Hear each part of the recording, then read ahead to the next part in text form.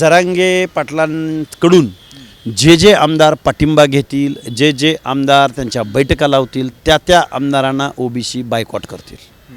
मग ते शरद पवार असोत, रोहित पवार असोत, की आराराबांचे चिरंजीव असोत, की जतचे विक्रम सावंत असोत, किंवा घनसावंगीचे राजेश टोपे असोत, किंवा कोणी असोत, किंवा आमचा अगदी देवेंद्र फडणवीसांचा लाडका उमेदवार अभिमन्यू पवार असो, या माणसांना ओबीसी मतदान करणार नाही. आमच्या काय व्यथा आहेत, काय वेदना आहेत, हे जर तुम्ही समजून घेणार नसाल तर तुमच्या आमदारकीचा मार्ग आमच्या वाड्या वस्त्यावरनं जातो. ज्या पद्धतीनं हरियाणामध्ये ओबीसी कार्ड चाललं, त्याच्या दुप्पट कार्ड या महाराष्ट्रामध्ये ओबीसींचं चालेल, एवढं मी जबाबदारीनं तुम्हाला सांगतो. आता विधानसभा निवडणुका जाहीर झालेल्या आहेत सर, या पार्श्वभूमीवरती तुम्ही ओबीसी समाजाला किंवा एकंदरीत महाराष्ट्राच्या लोकांना काय सांगाल? ओबीसीनी ओबीसीला मतदान करावं, ओबीसीनी SC STला मतदान करावं, ओबीसीनी अल्पसंख्याकांना मतदान करावं. पण जे आपल्या बाजूनं बोलले नाहीत, ज्यांना आपण परंपरेनं मतं देत आलो, त्या माणसांना, त्या रेतीवाल्यांना, त्या मटकावाल्यांना, त्या 2 नंबर धंद्यावाल्यांना तुम्हाला घरात बसवावं लागेल, तर तुमचा कायदा, तुमचे हक्क, तुमचे अधिकार, तुमचं संविधान वाचेल. अन्यथा या लोकांनी तुम्हाला आजपर्यंत लुबाडून खाल्लं आहे. या फुले शाहू आंबेडकरांच्या महाराष्ट्रामध्ये 1% बजेटरी तरतूद ज्या ओबीसींना इथल्या मुख्यमंत्र्यांनी केली नाही, मग ते सगळ्या पक्षाचे असतील, त्या लोकांना याचं ऑडिट निश्चित ओबीसी बांधवांनी विचारावं असं आमचं म्हणणं आहे. नमस्कार, मी सूरज सकंडे, महाराष्ट्र टाइम्समध्ये तुमचं स्वागत. थोड्याच वेळापूर्वी महाराष्ट्राच्या निवडणुका जाहीर झालेल्या आहेत. निवडणूक आयोगानं थोड्याच वेळापूर्वी बैठक घेतलेली आहे आणि त्यामध्ये 20 नोव्हेंबर रोजी महाराष्ट्राची निवडणूक होणार आहे. विधानसभा निवडणुकीची घोषणा झालेली आहे आणि निवडणूक आयोगाची बैठक झाल्या मनोज जरांगे पाटील यांनी तातडीनं पत्रकार परिषद घेतलेली होती आणि त्यांनी महायुती सरकारला लक्ष केलेलं होतं. आत्ता आपल्यासोबत स्वतः लक्ष्मण हाके सर आहेत आणि त्यांच्याकडून आपण जाणून घेऊया. सर, महाराष्ट्र टाइम्समध्ये तुमचं स्वागत. धन्यवाद. सर, थोड्याच वेळापूर्वी आपण पाहिलं की म्हणजे निवडणूक आयोगानं निवडणुकीची घोषणा केलेली आहे आणि त्यानंतर मनोज जरांगे पाटलांनी स्वतः पत्रकार परिषदेमध्ये घोषणा केलेली आहे की आपण महायुतीला धडा शिकवायचा. तुम्ही कसं बघता याकडं? खरं तर जरांगे पाटलांनी सर्व उमेदवार उभे करावेत, निवडणुकीला सामोरं जावं, आम्ही त्यांचं स्वागत करतो. परंतु घटनाबाह्य बेकायदा मागण्या करायच्या आणि ओबीसी बांधवांना, ओबीसीच्या नेत्यांना टार्गेट करायचं, हे असले उद्योग बंद करावेत. निवडणुका आलेत, निवडणुकीला सामोरं जावा, निवडणुकीला उमेदवार उभे करा, आम्ही त्याचं स्वागत करू. जिंकून या आणि जिंकून येऊन तुम्ही ज्या काही लोकांना तुम्हाला जो काही न्याय हवा आहे तो न्याय घ्यावा. याच्या पलीकडं असं कोणाला तरी टार्गेट करून आम्ही कोणाला तरी पाडू, आम्ही कोणाला तरी जिंकून आणू, बघून घेऊ, ही खरं तर हुकुमशहाची भाषा आहे. आणि हुकुमशहा या भारताच्या भूमीमध्ये, या महाराष्ट्राच्या भूमीमध्ये हुकुमशहा जास्त काळ टिकत नसतो. नक्कीच. आणि खरं तर त्यांनी पत्रकार परिषदेमध्ये एक गोष्ट महत्त्वाची मांडलेली होती, ती म्हणजे जे 17 जातींना ओबीसीमधून अलीकडचं आरक्षण दिलेलं आहे ते सरकारनं आंदोलन न करता जाहीर केलेलं होतं. आणि त्यांनी अलीकडच्या काळामध्ये अनेकदा म्हटलेलं आहे की या 17 आंदोलकांना, जातींना ओबीसीमधून आरक्षण दिल्यानंतर थेट तुमचं नाव घेणं त्यांनी टाळलेलं होतं, मात्र तुम्ही काय बोललेला नाही. आणि मराठा समाज ज्यावेळी मागणी करतो ओबीसीमधून आरक्षण पाहिजे, त्यावेळी तुम्ही त्याला विरोध करता. तुमची काय प्रतिक्रिया यावर? जरांगे नावाच्या माणसाला आरक्षणामधलं शून्य ज्ञान आहे, शून्य. मी नेहमी सांगत आलो आहे, अरे जरांगे असं वक्तव्य करत असताना, असं स्टेटमेंट करत असताना थोडा सल्ला तरी घ्यायचा.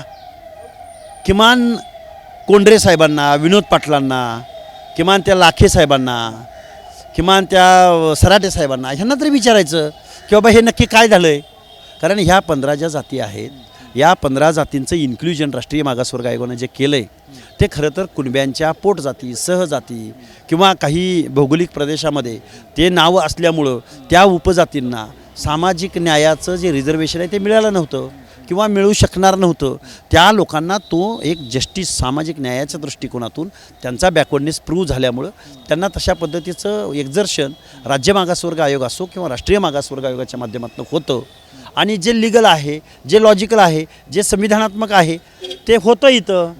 आणि हे जर होणार असेल, जरांगेला ही पॉलिसीच माहीत नाही, मेथडॉलॉजी माहीत नाही, आरक्षण पॉलिसी, आरक्षण कसं दिलं जातं, कुणाला दिलं जातं, का दिलं जातं, याचं शून्य ज्ञान आहे. ह्या जाती बाहेरून 15 जाती घेतल्या म्हणजे कुठल्या घेतल्या जात आहे? या जाती काही कुठल्या बाहेर महाराष्ट्राच्या बाहेरून आल्या का? त्यामुळे जरांगेंना आरक्षणातली पॉलिसी, आरक्षणाचं धोरण याची शून्य माहिती आहे. त्या 15 जाती कोण आहेत, त्यांना कुठल्या परिप्रेक्ष्यात हे रिझर्वेशनचं इन्क्ल्युजन केलं गेलं आहे, हे जरांगेंनी कुठल्या तरी सल्लागारांना सल्ला विचारावा आणि मग अशा पद्धतीची बेताल आणि बाष्कळ बडबड करावी. नक्कीच. आणि जरांगे पाटलांच्यावरती नेहमीप्रमाणे त्यांनी आक्रमक टीका केलेली आहे. सर, मला तुमच्याकडं म्हणजे ओबीसी आंदोलकांच्या बाबतीत एक गोष्ट जाणून घ्यायची. मनोज जरांगे पाटील त्यांची लवकरच भूमिका जाहीर करणार आहेत, निवडणूक लढवायची नाही किंवा कुणाला सपोर्ट करायचं त्या बाबतीत ओबीसी आंदोलकांची काय भूमिका असू शकते? हे बघा, जरांगे पाटलांकडून जे आमदार पाठिंबा घेतील, जे आमदार त्यांच्या बैठका लावतील, त्या आमदारांना ओबीसी बायकॉट करतील. मग ते शरद पवार असोत, रोहित पवार असोत, की आराराबांचे चिरंजीव असोत, की जतचे विक्रम सावंत असोत, किंवा घनसावंगीचे राजेश टोपे असोत, किंवा कोणी असोत, किंवा आमचा अगदी देवेंद्र फडणवीसांचा लाडका उमेदवार अभिमन्यू पवार असो, या माणसांना ओबीसी मतदान करणार नाही. तुम्ही जर आमच्या ओबीसीच्या आरक्षणावर बोलणार नसाल, आमच्या आरक्षणाच्या आंदोलनांना भेटी देणार नसाल, आमच्या काय व्यथा आहेत, काय वेदना आहेत हे जर तुम्ही समजून घेणार नसाल, तर तुमच्या आमदारकीचा मार्ग आमच्या वाड्या वस्त्यावरनं जातो, हे तुम्ही विसरू नका. त्यामुळे येऊ घातलेल्या निवडणुकीमध्ये सावध असा.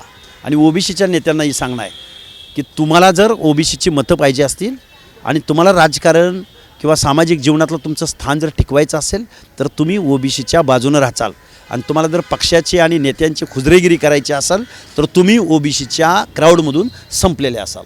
नक्कीच. म्हणजे खरं तर माझा प्रश्नच तो होता की ओबीसी समाजाची काय भूमिका असावी असं तुम्हाला वाटतंय? ओबीसी निश्चित ओबीसीच्या बाजूनं राहतील. ज्या पद्धतीनं हरियाणामध्ये ओबीसी कार्ड चाललं, त्याच्या दुप्पट कार्ड या महाराष्ट्रामध्ये ओबीसींचं चालेल, एवढं मी जबाबदारीनं तुम्हाला सांगतो.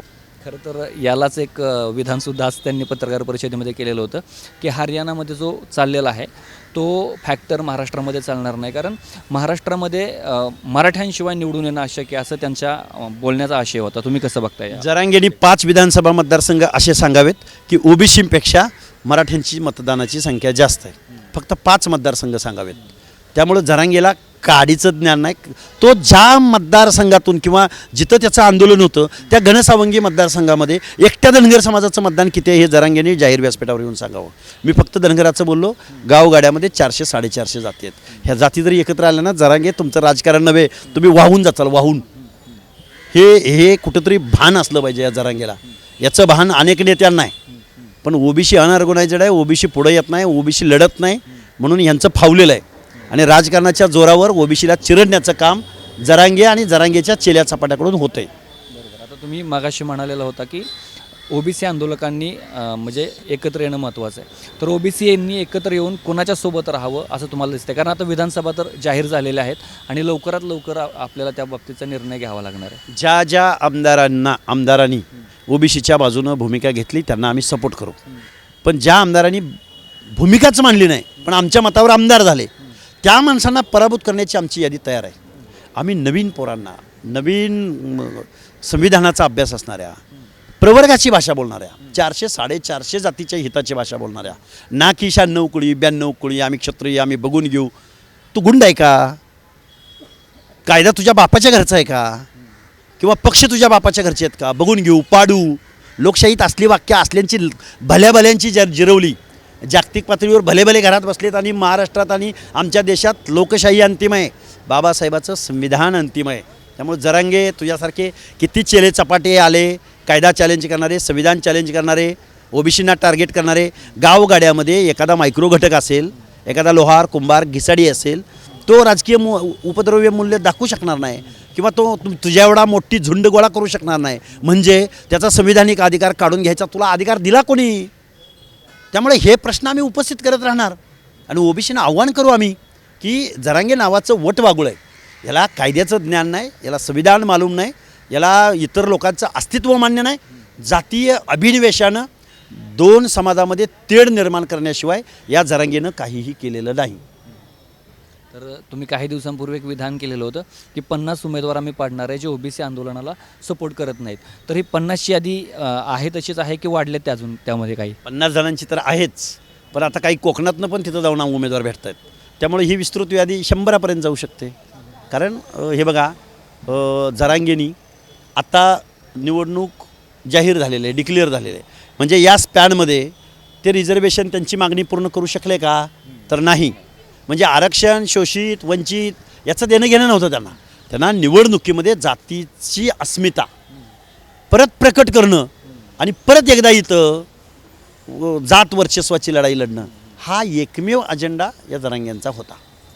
आता मी परत त्या 50 जणांच्या यादीकडे येतो. ही यादी तुम्ही कधी जाहीर करणार आहात? हे बघा, ही यादी जरांगेचे उमेदवार येऊ द्या, तर जरांगे पाडू म्हणतात ना, कुणाला पाडणार आहे त्याची यादी ते जाहीर करतील. जरांगेंनी घनसावंगीचा उमेदवार जाहीर करावा, आमच्याकडे उमेदवार आहे. जरांगेंनी मुखेडचा उमेदवार जाहीर करावा, तो मुखेडचा उमेदवार आमच्याकडे आहे. गेवराईचा उमेदवार जरांगेंनी जाहीर करावा, तो उमेदवार आमच्याकडे आहे. भोकर अशोकराव चव्हाणांचा मतदारसंघ त्यांनी तिथला जाहीर करावा, आमच्याकडं सक्षम उमेदवार तयार आहे. त्यामुळं आम्ही वाट पाहतोय त्या या गोष्टीची. किंवा जरांगेंनी जत असेल, आमचा तासगाव कवठेमंकाळा असेल, किंवा जरांगेंनी परतूर मंठा असेल, जरांगेंनी उमेदवार जाहीर करावा. लोहा कंदार असेल, करावा जरांगेंनी उमेदवार जाहीर. आम्ही वाट पाहत आहोत. आणि ओबीसी बांधवांना सुद्धा आम्ही सांगू की आत्ता जर तुम्ही या मतपेटीतनं तुमचं मत, लाख मोलाचं मत, वन मॅन वन व्हॅल्यू, हे बाबासाहेबांनी दिलेलं लोकशाहीचं वेपन जर तुम्ही आता परजलं नाही तर तुमच्या पुढच्या पिढ्या तुम्हाला माफ करणार नाहीत. सर, माझा खरं तर आता हा शेवटाकडे जातो आहे. पण एक प्रश्न आहे की आपण पाहतोय की मराठा आरक्षणाला सपोर्ट करावा की ओबीसी आंदोलकांना सपोर्ट करावा, यामध्ये नेत्यांची गोची होते. मग ते महायुतीचे असोत किंवा महाविकास आघाडीचे असोत. अशा परिस्थितीमध्ये तुमची भूमिका काय आहे? तर येणाऱ्या काळामध्ये महाविकास आघाडीकडून सुद्धा ओबीसी काही उमेदवार दिले जातील, तर त्यांना तुम्ही सपोर्ट करणार का? किंवा तुमच्या मनात काहीतरी बोलायचं होतं ते कंप्लीट करा. हे आमदार आणि हे खासदार आहेत, हे लोकप्रतिनिधी आहेत. यांच्या डोक्यामध्ये मानभावी काव आहे. ओबीसींच्या बाबतीमध्ये ओबीसींची मतं त्यांना पाहिजेत, पण ओबीसींच्या हक्क अधिकाराच्या आरक्षणावर मात्र हे बोलत नाहीत. सामाजिक न्यायाची भूमिका घेत नाहीत. यांना जरांगेच्या मताची भीती वाटते आणि ओबीसींच्या मताची काहीच फिकीर नाही यांना. या सगळ्या घराणेशाहीला आणि या सगळ्या वतनदारांना नाही जर घरात बसवलं आम्ही, नाही जर आम्ही हरियाणाचा पॅटर्न या महाराष्ट्रात राबवला, तर लोकशाहीचं आणि मताचं मूल्य आम्ही यांना निश्चित दाखवून देऊ. हा इशारा नेमका कोणाला समजा? हा इशारा जरांगे नावाच्या वटवागळाला आहे, ज्याला संविधानाचं ज्ञान नाही. आणि हा इशारा या महाराष्ट्रातल्या सगळ्या पक्षांच्या प्रमुखांना आहे की तुम्ही सामाजिक न्यायाच्या बाजूने कधी उभे राहणार आहात. तुम्ही आमची बाजू नका घेऊ, पण संविधान काय म्हणते ते तरी पहा. त्यामुळं येऊ घातलेल्या कालावधीमध्ये नाही हरियाणा पॅटर्नचा इथं दुप्पट परिणाम या महाराष्ट्रात जाणवला तर नाव दुसरं आमचं. सर, आता डायरेक्ट थेट शेवटचा प्रश्न. समजा महाविकास आघाडीनं ओबीसी उमेदवार जास्तीत जास्त दिले तर तुम्ही त्यांना सपोर्ट करणार का? कुठल्याही पक्षानं जर ओबीसी उमेदवारांना लढण्याची संधी दिली तर निवडून देण्याची जबाबदारी आमची. मग तो काँग्रेस असो किंवा भाजप अलायन्स असो, कुणीही. अरे किमान संधी तरी द्या निवडणूक लढायला. तुम्ही आम्हाला संधीच देत नाही निवडणुका लढायला. आणि आमची मतं मात्र तुम्हाला पाहिजेत. तुमच्या सगळ्या आमदारकीचे मार्ग आमच्या वाड्यावरून, आमच्या वस्त्यावरून, आमच्या तांड्यातून, आमच्या पाड्यावरून जातात. आजपर्यंत तुम्ही आमच्या मताचा फक्त खेळ मांडला आहे. त्यामुळं एका बाजूला राहुल गांधींनी वरती ओबीसींची भूमिका घ्यायची आणि इथल्या महाराष्ट्रातल्या नेत्यांनी मात्र त्याला विरोध करायचा. हे दुटप्पी धोरण अजिबात चालणार नाही या महाराष्ट्रामध्ये. निश्चितच. आणि आता विधानसभा निवडणुका जाहीर झालेल्या आहेत सर, या पार्श्वभूमीवरती तुम्ही ओबीसी समाजाला किंवा एकंदरीत महाराष्ट्राच्या लोकांना काय सांगाल? ओबीसीनी ओबीसीला मतदान करावं, ओबीसीनी SC STला मतदान करावं, ओबीसीनी अल्पसंख्याकांना मतदान करावं. पण जे आपल्या बाजूनं बोलले नाहीत, ज्यांना आपण परंपरेनं मतं देत आलो, त्या माणसांना, त्या रेतीवाल्यांना, त्या मटकावाल्यांना, त्या 2 नंबर धंद्यावाल्यांना तुम्हाला घरात बसवावं लागेल तर तुमचा कायदा, तुमचे हक्क, तुमचे अधिकार, तुमचं संविधान वाचेल. अन्यथा या लोकांनी तुम्हाला आजपर्यंत लुबाडून खाल्लं आहे. या फुले शाहू आंबेडकरांच्या महाराष्ट्रामध्ये 1% बजेटरी तरतूद ज्या ओबीसींना इथल्या मुख्यमंत्र्यांनी केली नाही, मग ते सगळ्या पक्षाचे असतील, त्या लोकांना याचं ऑडिट निश्चित ओबीसी बांधवांनी विचारावं असं आमचं म्हणणं आहे. आता खरं तर अजून एक प्रश्न विचारतो शेवटी. तुम्ही आता SCचं नाव घेतलं, STचं नाव घेतलं, ओबीसीचं नाव घेतलं, तुम्ही मराठा कुठं म्हटलं नाही. तर जे चांगले उमेदवार आहेत मराठा समाजाचे, मग ते कुठल्याही पक्षाकडून असू द्यात, त्यांना सपोर्ट राहणार का? कुठले चांगले उमेदवार तुम्हीच मला 5 नावं सांगा, मग त्यांना आमचा पाठिंबा आहे की नाही आम्ही इथंच डिक्लेअर करू. कारण शरद पवार हेच पुरोगामी नेते आहेत. मग पुरोगामी या शब्दाचा अर्थ त्यांना समजला का? घरामध्ये महाराष्ट्राची महत्त्वाची पदं तुमच्याकडे किती? मग ज्या समाजाची तुम्ही आजपर्यंत मतं घेत आला, त्या समाजाला एक संधी तुम्ही निवडणूक लढायला देत नाही. आणि मग समतोल प्रतिनिधित्व नसेल तर समतोल विकास कसा होईल? लोकशाहीचं पर्क्युलेशन कसं होईल? त्यामुळं ह्या फजूल गोष्टी आहेत सगळ्या. त्यामुळं हे जे वतनदार निर्माण झालेत, अरे शिवाजी महाराजांनी वतनदारी संपवली आणि आत्ताच्या पक्षांनी वतनदारी निर्माण केली. प्रत्येक तालुक्याला 2-4 हजारो कोटीची माया जमवलेली माणसं या प्रश्नाला निश्चित कडाडून विरोध या महाराष्ट्रामधला ओबीसी करेल. निश्चित. आता शेवटचा प्रश्न खरं तर की एकनाथ शिंदेंच्यावरती तुम्ही वारंवार टीका केलेली आहे की एकनाथ शिंदे मराठा आंदोलकांची बाजू घेत आहेत. आता एकनाथ शिंदेंनी जसा म्हणजे मनोज जरांगेंची मागणी मान्य केलेली नाही, त्यांनी वेगळं आरक्षण दिलेलं आहे. तर आता तुमची भूमिका काय आहे की तुमच्या मागण्या थोडक्यात मान्य केल्यासारखी आत्ता तरी परिस्थिती आहे मुख्यमंत्र्यांनी? खरं तर मुख्यमंत्र्यांनी ओबीसींना अस्वस्थ करायला हवं होतं. ओबीसींना म्हणायला हवं होतं की आम्ही सामाजिक न्यायाच्या बाजून आहोत. मुख्यमंत्र्यांनी कधीतरी संविधानाची भाषा बोलायला हवी होती. मुख्यमंत्र्यांनी कधीतरी 13-14 करोड माणसांचे 13-14 करोड जनतेच्या दायित्वाची जबाबदारी आमच्यावर आहे, या जबाबदारीनं वागायला हवं होतं. पण ओबीसीबद्दल कधीही भूमिका मुख्यमंत्र्यांनी घेतली नाही. म्हणून मुख्यमंत्र्याचं मी वारंवार नाव घेण्याचं कारणच हे आहे. तुम्ही आर्थिक नियोजन अनेक केले असतील हो, तुम्ही मोठमोठे ब्रिज निर्माण केले असतील, मोठमोठे उद्योगधंदे निर्माण केले असतील, पण सोशल जस्टिसचं काय? तुम्ही ओबीसींना या महाराष्ट्रामध्ये एक वसतिगृह देऊ शकलेला नाही. कसं म्हणावं आम्ही तुम्हाला की तुम्ही आमचे मुख्यमंत्री आहात? त्यामुळं आत्ताचे मुख्यमंत्री असोत किंवा पास्ट टेन्समधले मुख्यमंत्री असोत, सगळ्यांनी ओबीसींना फक्त आजपर्यंत मतासाठी वापरून घेतलेला आहे. हा आमचा या सगळ्या मुख्यमंत्र्यावरती आरोप आहे.